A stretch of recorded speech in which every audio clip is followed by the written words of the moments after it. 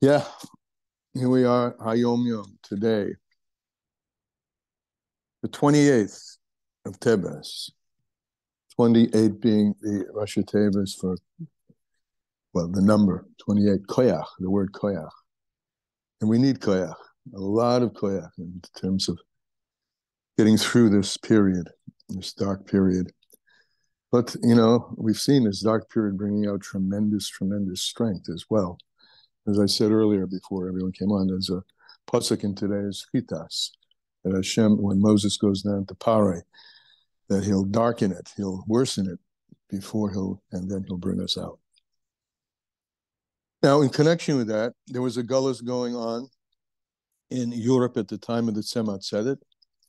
It was called the era of the Maskilim, when intellect and philosophy was a big threat to the simplicity and the profundity of Torah. And so the Tzemach Tzedek wrote a book, and this is where we'll start. The published version of Sefer HaChakira. Hakira, it means philosophy. And he was a major voice in combating the overpowering strength of the ideology of that time. We have our own problem here in this age, a different problem. It's not Hakira, but you know what it is. And he wrote a book to overcome that darkness, which he called Derech Emunah, because Emunah is the only thing that pierces through the veil of these what appear to be tasty and easy to grab ideologies. It's called Derech Emunah of the Tzemach Tzedek. And the Frierdiker Rebbe writes, it's lacking many glosses. As he bemoans in a certain way that it's not well footnoted. But nevertheless, he composed it in connection with his trips to Petersburg. He and many of the Rebbeim, the Alter Rebbe included, were often summoned by the Jewish people to go represent the Jewish people in the face of the government, which the Tzemach Tzedek did in Petersburg, where he had to answer many questions on these subjects, meaning the subject of belief in God, service of God, etc. No different from us, who have to deal with our inner voices that sometimes get in the way of our true and simple betochen. And hopefully Tanya will help. Lessons in Tanya. Before we begin, let's start with Refuah Shleimus, as usual. Anybody? Sivi Chaya Bas Leah Masha and Elka Rachel Bas Elisa, Yehudis Golda Bas Lisa Hannah, Baruch Benjamin Ben Rachel Blame. You should all have a Refuah Shleima B'Korah immediately. And the Hayolim should be safe, and everyone in Israel should be safe, and everything good. Amen. Menachem Yehuda Nisan Ben Rezel Tivya, Rina Bedrivka, and I feel like there's someone else, but yeah, they should have a Refuah Shleima. B'Korah immediately. Achshav, now. Amen. Chava Daniela Bas Naomi Chana. Refuah Shleima B'Korah. Okay, lessons in Tanya we're holding here on page, bottom of page 209. And in Likutei Amorim. Where am I here? Let me find the point. Here we go. There's so much stuff in this Tanya. It's stuffed, this Tanya. Okay, page Chaf. There's a big print on the upper third of the page. Ubezeh Yuven. With this will be understood. What's the this? The this is what we spoke about yesterday. There's certain subtlety in a way, and it is rather subtle, although most of us don't deal with this subtlety, which is the subtlety between a tzaddik and a beinoni, right? That, once again, the tzaddik al-pi Tanya, and not al-pi Gemara. Nigla tzaddik is someone who's a righteous person, right? As he said, Erez tzaddik, as we say, as you point to Shloimi, or Rivka, and they're full of good deeds, and what a tzaddik or a tzaddikus, right? But that's not the Tanya, the tzaddik of Tanya. The tzaddik of Tanya is a darga. It's a level. It's a level of ability and reality in like a realized reality in a person's soul. So tzaddik, we have two levels. The tzaddik goimer, where any yetzer, any desire of anything which is not associated with the Torah, has been completely transformed to good. He has or she has sucked the goodness out of the apparent darkness, transformed darkness into light, which is a whole other discussion we could have about what that's all about, but that's the phrase. And then the tzaddik she'eina goimer, where the darkness, which is still present, never, ever, ever, ever arouses itself to any extent that should be brought to any conscious level of the person at all. Okay, and then we have the Beinoni. The Beinoni, also from the perspective of the outside, the external view, looks exactly like a tzaddik, because the Beinoni never does anything that's not connected with Hashem, and even deeper than that, the Beinoni never even has a thought or even utters a speech that's connected with Hashem. But what's the difference? That inside, internally, there does rise the sense and the attraction toward the negativity, the opposite of what Hashem wants. But the Beinoni never, ever allows it to take hold, even in his thought, and how much more so in his speech and deed. Okay? And with this we understood Kafel Lashon HaShavua. On the very first page of the Tanya, it's the very first opening sentence. Tanya, we learn at the end of Gemara Nida, I'll just say it in English because we're going to repeat it here. Up above, when the soul is getting ready to, or Hashem decides that the soul is ready to come down, they give him an oath. They give an oath to the soul, and they say, be a tzaddik, and don't be a rasha. So right away, the very third line in the Tanya, the Alter Rebbe asks a question. What do you mean? If you're a tzaddik, of course you're not a rasha. So what does it mean, be a tzaddik and not a rasha? You don't need to say that second part, do you? Well, yes, you do. Why? And he's going to explain that. The double lashon, back to page Chav. They give him a shibua, to he tzaddik v'al tehi rasha. You should be a tzaddik and not a rasha. At first, this is a wonder. Since they're giving him an oath, and you're taking the oath, by the way, you're going to be a tzaddik. Why does he have to take another oath? That he shouldn't be an evil. Ella, this is a punchline. Because not every soul, every person, merits to actually become a tzaddik, the way we've discussed tzaddik gomer and tzaddik in the gomer. And a person doesn't have the power to make judgment and transform himself and utilize his free choice to become a tzaddik. Kol kach, to such an extent, and this is a quality he's about to say, we said this before, a quality of a tzaddik. The quality of a tzaddik is his anug hal Hashem be'emes, that all of his delight in Hashem be'emes, meaning only and 100% about having only the experience, inner experience as well as outer projection of emes all the time. Not everyone merits, right, to reach this state or to be granted this state, as we've learned before, that the evil inside should be completely disgusting. Mius mamish be'emes, completely and truthfully disgusting. Not everybody is granted this ability.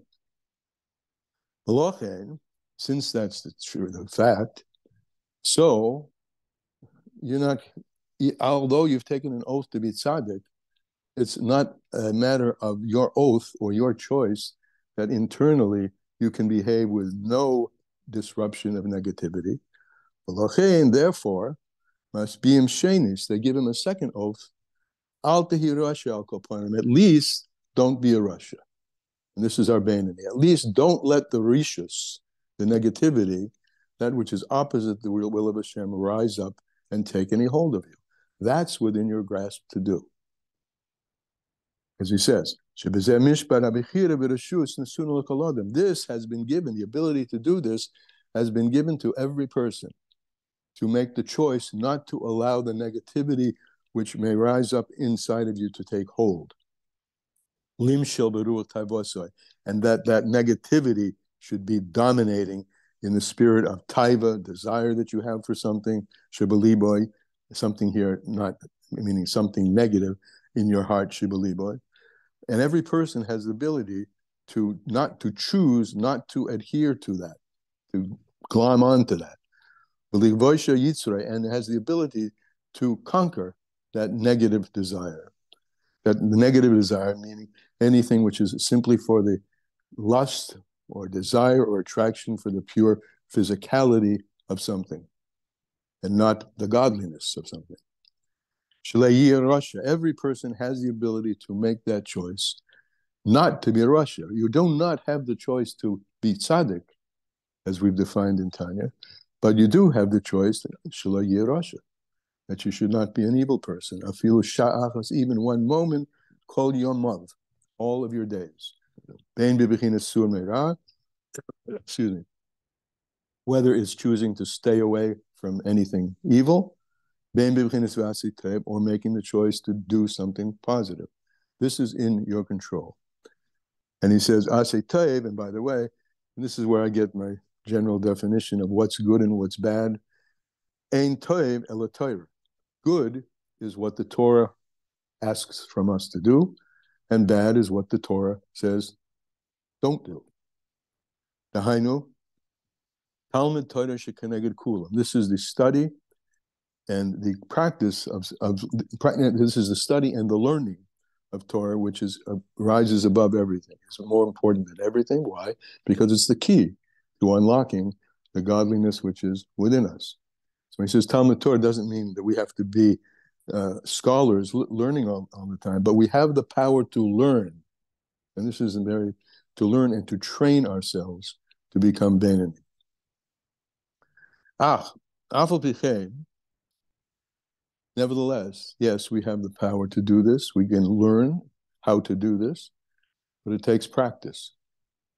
You have to fix times, just as you would in any transformation. If you want to be a good baseball player, you're going to have to practice throwing and batting and pitching and catching in the outfield. If you want to be healthy, you're going to have to practice eating in a particular way. I mean, I don't have to go through these things. The positive things that we can become take work and practice. And that's what he says. Fixed times, Gam came and in these fixed times to think about things in a certain way. Benavshe, literally to take advice onto yourself. Lies moispira. Practice and develop a habit of thinking and training yourself to despise evil. Evil again being that which is against Hashem's will, not aligned with Hashem's will. Kigoin, for instance, we have advice given by Hachamenu Zal, our wise ones. Isha chomes milait soa. The desire, I'm not translating this, the literal words, a woman is a vessel full of filth, meaning that the sensuous attractiveness that a man has for a woman, for the pure sensuality, is obviously, when you think about it in those language, that you're filling you're just fulfilling your lust for something physical. That's not what God wants from you. Your lust needs to be on the other side. Ukahai Gavana and many other examples a person could give of this. V'chein kol minei metamim, he gives examples. All kinds of delights, umadonim, and delicacies that you have in this world. Think about their end. What's the end of that overstuffed sandwich? That's one. I mean, I don't know why that pops into mind, especially since I haven't eaten breakfast. That overstuffed sandwich. Nasim kach hamas mole. It's going to become completely full, dirty. It's going to rot in the dirt, and as you're going to say, it's going to be full of worms. All the delights, the lustfulness, the attractiveness that we have toward to the pure physicality of things. Someone who's smart can see what's going to become of this. Literally, a wise person can see what's going to be born from this man. The end of it is going to rot in the ground. And it's going to be full of worms, and it's going to be on a dung pile. Now let's turn this around. The opposite, there is a lust and a yearning, and for lisanug al Hashem, to have delight, lismoich b'Hashem, and to rejoice in Hashem, al yedei his baininus b'gedulas ein so baruch hu. Again, through the practice, through the meditative, contemplative practice of training oneself to see the holy and the unholy, make that clear, and know that, I mean, now I'm really editorializing, but really the whole notion of lust, and I'm using that word particularly, Vincent, there was a beautiful biography years ago on Van Gogh called Lust for Life. Lust for the true life. We should have a lust for Hashem in the way that, God forbid, one can have a lust for the opposite side. It should be powerful, real yearning in the greatness of the Ein Sof Baruch Hu, kefir cheles, according to one's ability. Even though that you know in yourself that you haven't reached this level and may never reach this level in truth of truths, meaning the tzaddik, that the negativity, the attraction towards sensuality or physicality in this world may not completely die in you, but it could possibly be, the Beinoni will always struggle with this, but it could possibly be, as we have said, and we'll see now a little bit later, you could be gifted that sense of negativity never ever chirps. That's the word I've been using in the past. Never makes itself known at all. And let me just say back there. Once you know in his soul, even though that you know yourself,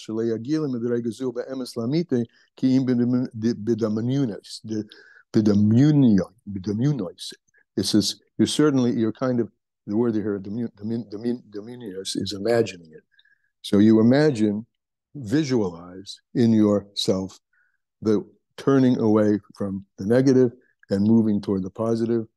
And that, as we'll say in a few moments, that practice, that accustomizing yourself to that will become your second nature, even though there's another nature that hasn't yet been completely extinguished. But all of your thought, speech, and deed will be focused in the positive. So even though it's in a certain sense imaginary, because it hasn't really been emes shamita, and absolutely truth destroyed, it becomes the way you think, speech, and do. It becomes your persona. And with that, you fulfill the oath that you were given, being that has been sworn to you before you came down from above, that you should be a tzaddik, meaning you should behave in your thought, speech, and action like a tzaddik, and do only, and Hashem will do his part to make it good in his eyes. In other words, that there will be, and this is a new idea. We know the notion of practice makes perfect, and et cetera, developing a muscle, et cetera. But another idea here, when you do that, since you're involved in creating or paving a way to expressive behavior that's aligned with Hashem, that arousal from below will affect an arousal from above. And as we've said a day or two ago, Hashem will help you with this. And here's he says, al kol davar shilton.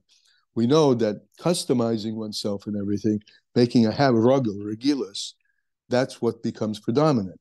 And now it can be through starting with the meditation, the contemplation, and the fixed times for practicing, directing your thoughts in the way that they're meant to be toward holiness, it to become your second nature, Teves Sheni. And when a person accustoms oneself to despise evil, it becomes, at least in part, truthfully despised. And on the other side, when you accustom yourself to have joy accustom yourself to the joy of Hashem, Hashem, through contemplation, meditation of the greatness of Hashem. So hare, behold, literally, that with the arousal from below, that affects an arousal from above. And maybe, perhaps, it's possible, there will descend to you a spirit from a very high level, and you might merit to the category of the spirit of a particular tzaddik. She is Avaboy, and that spirit of the tzaddik will become impregnated in you. To serve Hashem with a true joy. Conceive, as is written in Tillim, Simchu tzaddikim b'Hashem. The tzaddikim, all their simcha is in Hashem. And it's possible that could become, in other words, that the level of tzaddik, as we've said before, after and as a result of, not as a result of, but after the continual practice and development of your own strength with your own bechira, could be gifted to you a spirit from a tzaddik from above, the iskayim boy by emes, and then in truth there will be fulfilled within you the oath shemaspiyim tehit tzaddik, that you will have, that you swore earlier, and be really a tzaddik. Al pi Tanya.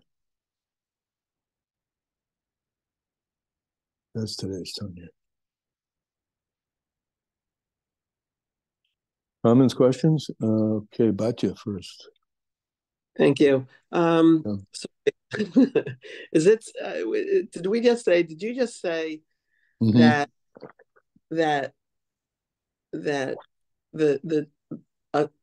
the spirit or the something of the tzaddik can be brought into you, the tzaddik of the generation, or any old tzaddik? Any old tzaddik, yes. That you might merit that. I'll read it just simply. Perhaps there will be literally impregnated within you from very high, and you will be merited to have a spirit of some tzaddik impregnated within you. And you'll serve Hashem really then at the level of tzaddik. You'll serve Hashem then at the real level of tzaddik. Yes. Wow. Yeah. That's like, I'm going to have to really contemplate. Go for it. Wow. Sarah, go ahead. Hi, good morning. Good morning. Okay, so this kind of follows up on yesterday when I asked about when the Alter Rebbe says a few days ago, using the heart for evil, to have hatred. So I just want to make sure I'm understanding what's on this page, is that one can use hatred to keep themselves away from sinning, like a delicacy or a woman. However, he seems to be making a difference between using that hatred to push away those things, which then could eventually maybe be transformed into a joy and love. That maybe it seems to be like there's a difference where he's first utilizing the hate of the heart to get the thing away, versus then when the spirit of joy and love for Hashem, it becomes something a little bit different. Right. It's a little bit slightly different. First of all, he doesn't use the word hatred. It's loathsomeness, right? It becomes loathful to you. It's similar to hatred, but just to be clear, despise, I guess. Right. You can despise the negative, right? Despise the negative. Now, why are you there in the first place with the negative? Because you have a longing, a yearning. And it's that longing and yearning, not the despising, It's you despising it is transferring that longing and yearning from there to a longing and yearning over here. That's what you can do. So that then that over there becomes loathsome to you, and this over here becomes what you have the delight in, instead of the opposite, where I don't want anything to do with God and godliness. I'm an atheist, and I'm happy that I have $1 million to spend on my yacht and my women and my pleasures, etc. So instead of the desires being over there, the desires are now over here. You transform the desire, which is the will of the heart. You've turned the will of the heart from negative to positive. It says here, though, I'm just going on the words. I think he's going even deeper to say that the actual despising, because it says he may well realize that he cannot attain to this degree with a full measure of truth, except in illusion. Meaning that he is saying you can utilize illusion in terms of despise something and try to channel it in the way of love. But he's saying, it seems to be that he's saying that if you despise something, and even if it is an illusion, that it's not fully in the vein of love, maybe it will become out of love. That's what I feel like I'm getting from the page. No, let's read the words. Where are you? So here, when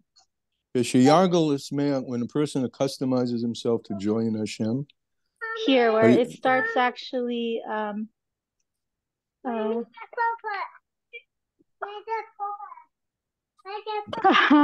I know. If you want to, you can answer someone else's question, but I'll try. I'll come back and say where exactly. Okay, fine. Okay. Who do we have? Zoom user.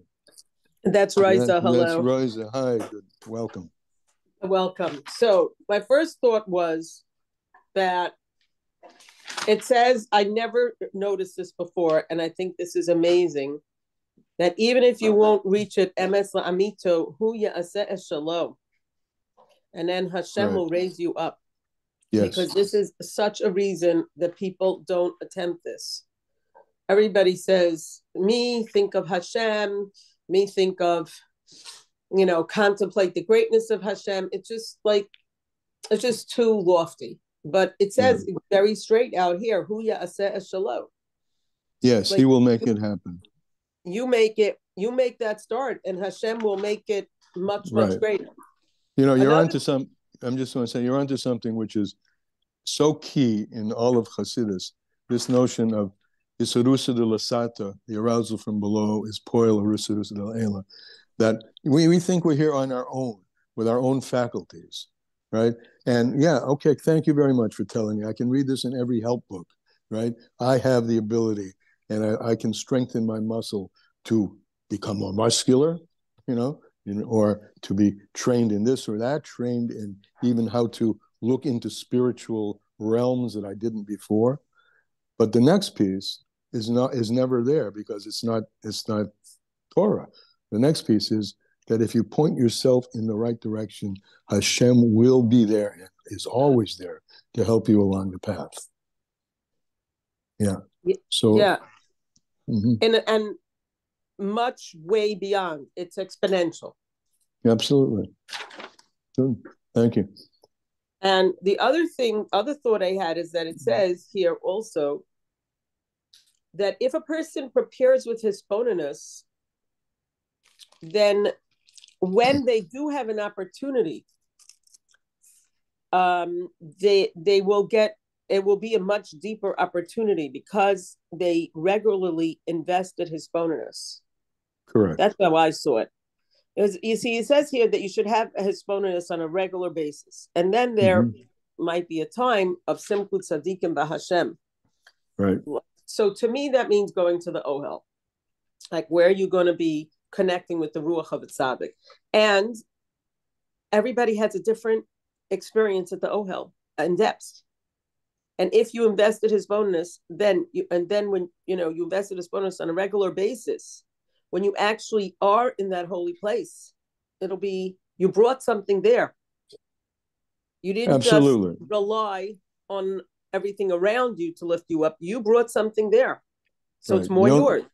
The only thing I'll add here is that it doesn't have to be at the oil. It can be anywhere where you find that space. Carve out a space for yourself, whether it's your private room or a moment that you take, just carve out the space. And if you carve out the space and utilize it, Hashem will help you. Yeah. So, okay, I also wanted to add to this then, since you said that it could be any space. I wanted to add that one of my guiding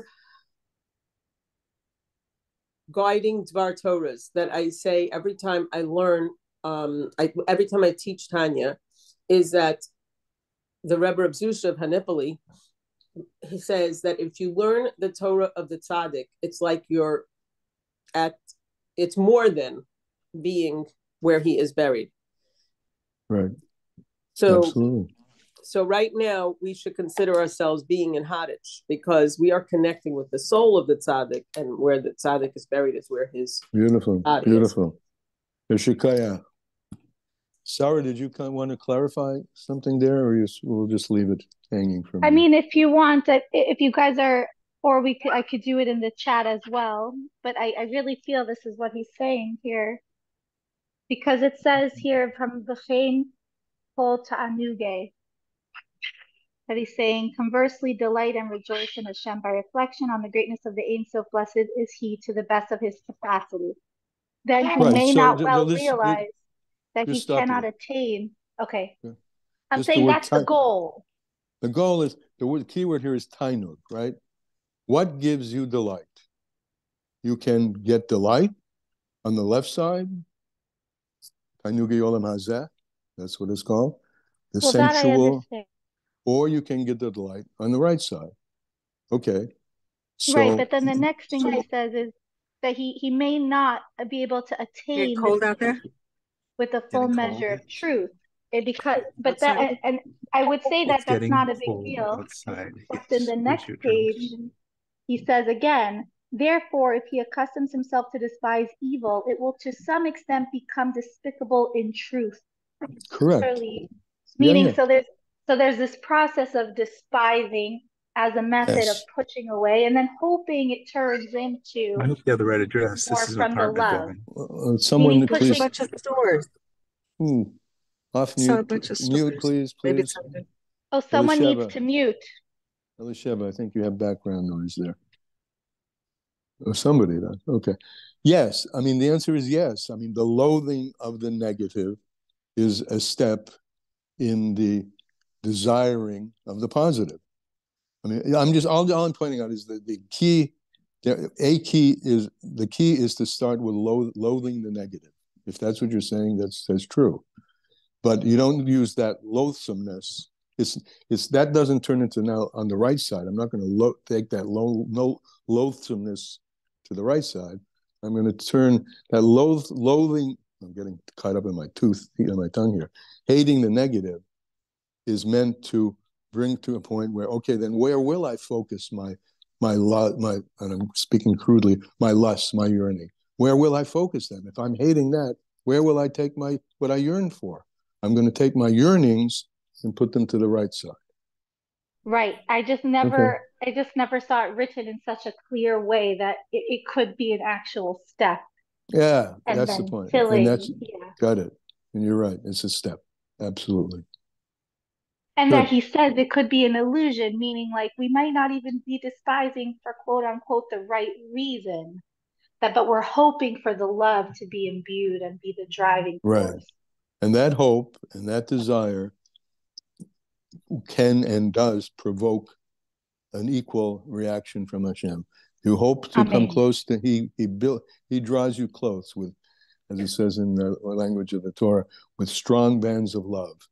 You turn to him. The despising feels very easy, but I mean, I'm speaking from personal. Despising feels very easy, but I'm hoping and waiting for the space to be filled with the love. That's really. I hear the love in the background. Yeah. Little baby. Okay, beautiful. Elisheva, your hand's been up for a while. Sorry. Thank you. No, I wasn't on mute before. It was. I'm wondering. Hashem created Olam Hazeh, Hagashmi, to dwell in. And I recently know we always say, give everything you have to Hashem. And we always saw it to mean like give it away. Like give away your life, die, or give away all your things, be poor, or give away your wife and children. But also it could mean use all your relationship, your wife and children to love Hashem with. Use your life to love Hashem with. Use all your riches. Absolutely. So when the Alter Rebbe says, you have to despise. Where does it come in that Hashem created flowers for us to take pleasure in, and Hashem created? Okay, because the despising is not despising the thing. That's really critical. I'm glad you brought it up.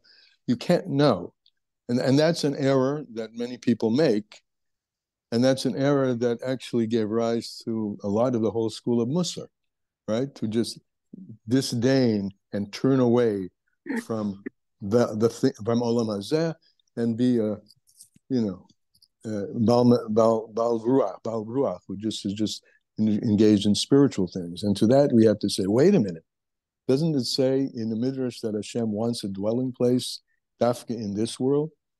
And this world is made up of physical things. So the answer to that is that we pretty much what you said, utilize the physical. Remember, all the mitzvahs, 99% of them have to do, I'm just saying broadly, most of them have to do with getting involved with physical things, but not involved in the physical thing for the physicality of the physical thing, but for the mitzvah that's embedded in the physical thing, the spirit of Hashem that he's put into physicality, Ruach Elokim, which is in everything, the Dvar Hashem, which is enlivening all physicality. So yeah, it's a huge error, and it's made a lot, to read this despising woman, right? I mean, come on. And yeah, so I'm going to not have anything to do with, I'm not going to do nothing to do with my family. I'm going to stay in the base of Midrash where I can connect with God. That is a total ridiculous, it's a total error, because Hashem wants you to engage in physicality, but in the right way. Let's just take that one for example. Relationships are, that kind of is totally, it's kedusha. It's hamakadosh. You makadosh yourself in that kind of relationship. So if you makadosh yourself in that relationship, you makadosh yourself every time you say a brucha. You makadosh Baruch Atah Hashem and Elokeinu Melech Haolam, and you say the brucha on a piece of fruit. You're enjoying the fruit, but in a different way. Yeah, it tastes good, but you know what? I'll say the lowest way, the lowest but yet godly way. I'm enjoying the fruit, and I have like a schmack in the fruit, and I'm going to sit down and open up a Tanya and learn with that pleasure. I'm going to take it to kedusha, or in a more refined way, I don't. If you're a tzaddik, I don't even have any pleasure in that thing. I'm engaging with it because Hashem wants me to engage with it. But the physicality is never ever despised. It's the spirit of how you engage with it that you have to be managing. You think the tzaddik shouldn't have any pleasure in? Not he shouldn't. There's no shouldn't. There's no shouldn't here. He's not saying, oh, I shouldn't have. He or she has pleasure of. He has Lasanag al Hashem in that fruit. Lasanag al Hashem in that fruit. In other words, to eat that fruit and taste the deliciousness and just think, wow, Hashem, you're so amazing. Yeah, however he created something. Yeah, maybe in your words, yeah, wow, Hashem. Or maybe it's just maybe even more automatic. I think it's a little more automatic. It's just, that's the way it is. Just like this in us. In an average bloke, the fruit is the fruit. In a tzaddik, the fruit is a vessel for God. It is that way. He doesn't have to think about it. It is that way. Yeah, but yes. It's by no means, and it's important what you're saying here, and everybody should hear this, does it mean despise the fruit. And we'll use that as a mashal for everything. On the contrary, love the fruit for the fact that it's a vessel to Hashem, and Hashem dwells within it and wants the experience of Hashem to be released from it as you eat it. So when it says in the Tanya, he says the words "V'chein kol ta'anugei olam hazeh." So we should take from that to mean all ta'anugei olam hazeh. The Chacham sees it's about to rot. Yeah, he sees that physicality is going to rot. So he's not looking at it from that perspective. He's not enjoying it from that perspective, because that perspective will rot away. He's enjoying it from in a different way entirely, from the eternality that's invested in it. May I add something here? Yes, and then we're going to have to. Okay, then we're going to go. Okay, go ahead. Really go quick. Ahead. Okay, yeah, the Baal Shem Tov talks about two approaches when a thought enters our mind. Either if the thought is too overwhelming, like if, let's say, if a man is struggling with a woman in front of him, if the thought is too overwhelming, and then one can use the tool of the abhorrence or despicable idea that helps them get out of it. And, right. But then there's also the technique of finding the soul in the thought, which is seeing that that everything is a vessel of Hashem. So it really depends where the person stands in the relationship. That's beautiful. That you could put in my piece of fruit, and it's exactly the same thing. You could use it as a vessel to satisfy your, when to eat that thing, or it can be a vessel for Hashem. And that's what we're discussing. The physicality is a vessel for godliness. And our purpose in being created is to release that spark of godliness and to make it evident all over the place until the world is full of the knowledge of God as the waters cover the seabed. Okay? Go ahead. Beautiful discussion. Thank you very much. See you tomorrow. Okay, bye-bye.